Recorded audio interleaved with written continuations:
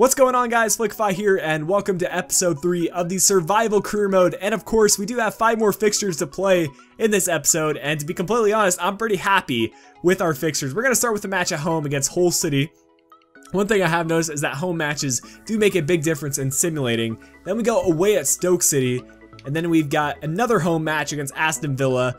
And then on this Saturday, we've got an away match against QPR, and to round things out, we have another home match against Southampton. So I'm thinking that we could pick up some good points in this episode. Both of our previous episodes, we picked up 5 points, and we barely made it out of the relegation zone the previous episode. And of course, if you guys haven't yet, check out the other YouTubers that are involved with this series. With that said, let's jump into a squad report and get underway. Now, this squad report is going to be a good opportunity for both me and you to take a look at the players and help me decide which ones I will be starting in the upcoming matches. If I see a player is in bad form, I'm probably going to be benching them until their form returns back to usual. And if I see a player's in good form, obviously I'm going to give them a bit of play time. And that might even be the case for players that are lower rated, but they're in good form. I'm probably going to lean a little bit more towards playing them. But as you guys can see, we're starting to get some good growth on some of our younger players, and hopefully we can get some more growth in this episode.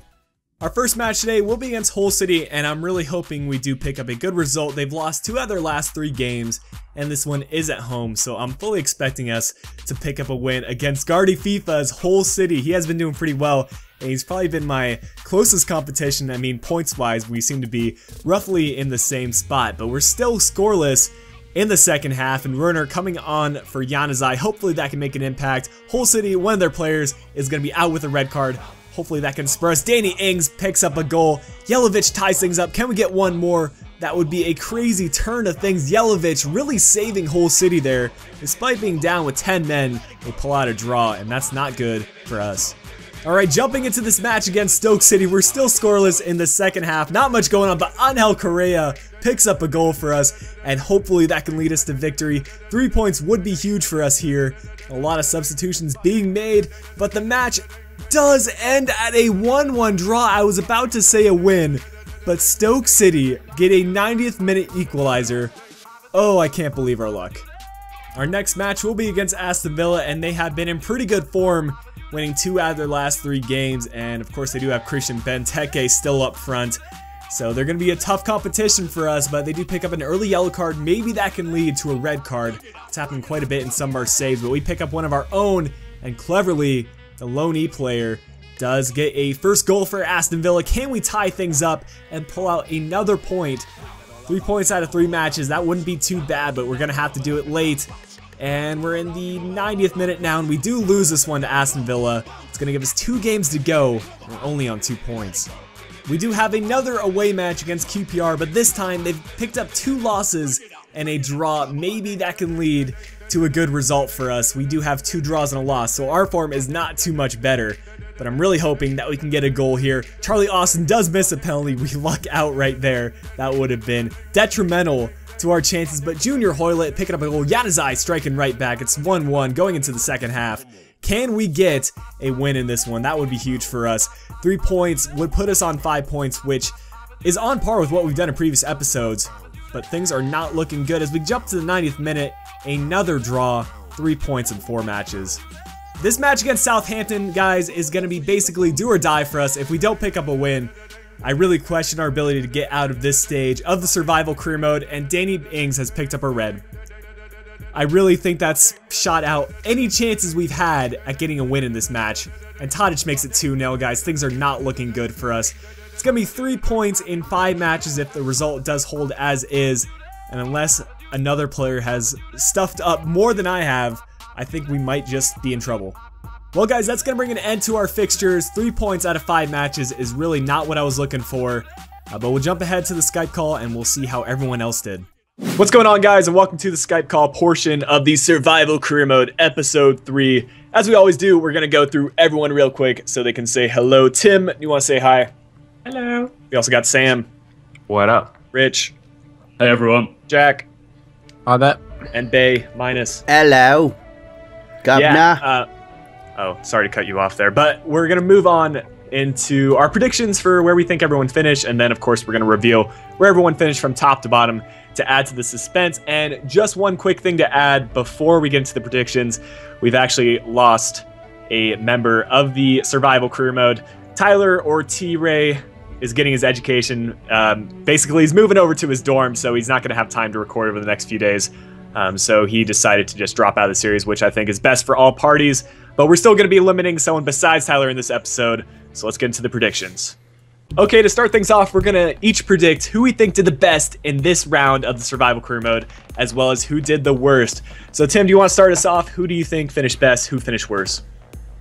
For best, I'm going to go with Crystal Palace. Surprisingly, I think that the BPL league leaders after 10 games, Newcastle United, yeah, thank you very much, are going to end in the bottom half of the table, but not quite last. I think that spot is reserved for Hull City, I'm afraid. That's what I think, at least. Wow. Sam, what do you have to say about that? I mean, I dare you to go to Hull and say that to a Hull City fan. I don't think they'd appreciate that very much. I believe the best will be probably Newcastle, because Tim probably thinks he's in the bottom half, but he's got like 15 points out of 15 points. And as far as the worst, I'm going to say Burnley. Just because last time I voted for B, and I don't want to do that to him again. No, do it like it helped me last time. No. You mother. That hurts a little bit, Sam. But we'll move on to Rich. Why don't you give me your predictions? Well, I think first place is going to be Newcastle once again. At this point, I think he could play Real Madrid every week and still have 15 points. So, yeah, I think he's lying. I don't think he's going to be in the bottom half at all. And Jack. as for who's going to be last, I don't know. I think West Brom have already had a dodgy week, and I don't really want to go for Burnley or Hull, so I'm going to go for Palace. Oh.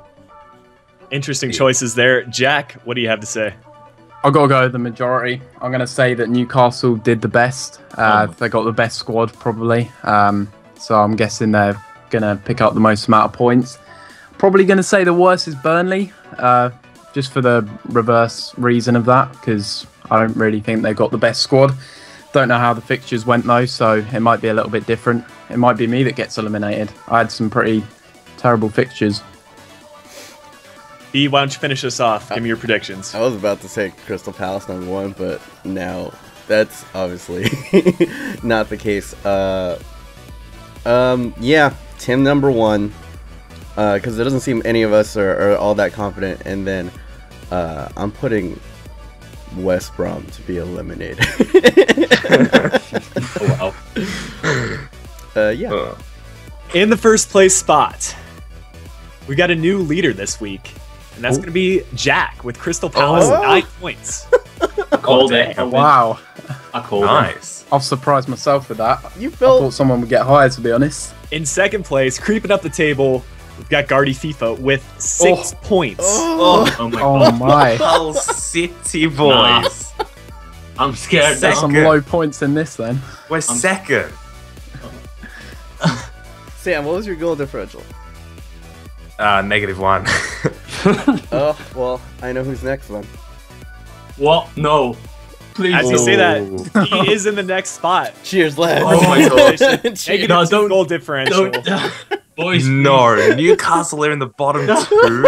Oh my. I predicted bottom 3, not bottom 2. Oh my god. How could you be in the bottom 2 with the Newcastle? I lost to Burnley, alright? I admit it. I lost to Burnley. Oh, it's all gone tits Oh my up. god. Oh no. Well, Tim, in the previous episode, you said you might be eliminated in this one.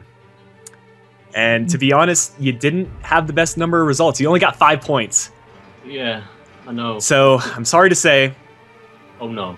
that What? today is not your day. Burnley finished with 3 points, and I am out of this series. Oh, So you're safe Oh, for shit, today, no.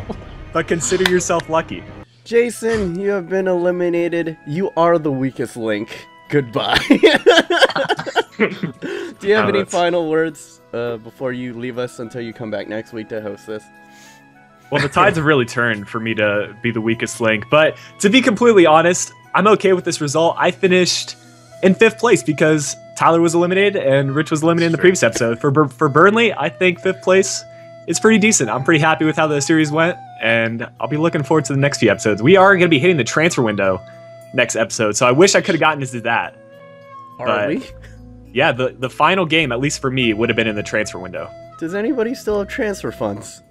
Well, guys, unfortunately, that's going to bring an end to my time participating in this survival career mode. I'll still be in the Skype calls, so look forward to that, and you can still watch them on everyone else's channels that are still in this survival career mode. But I think this series will be returning in FIFA 16.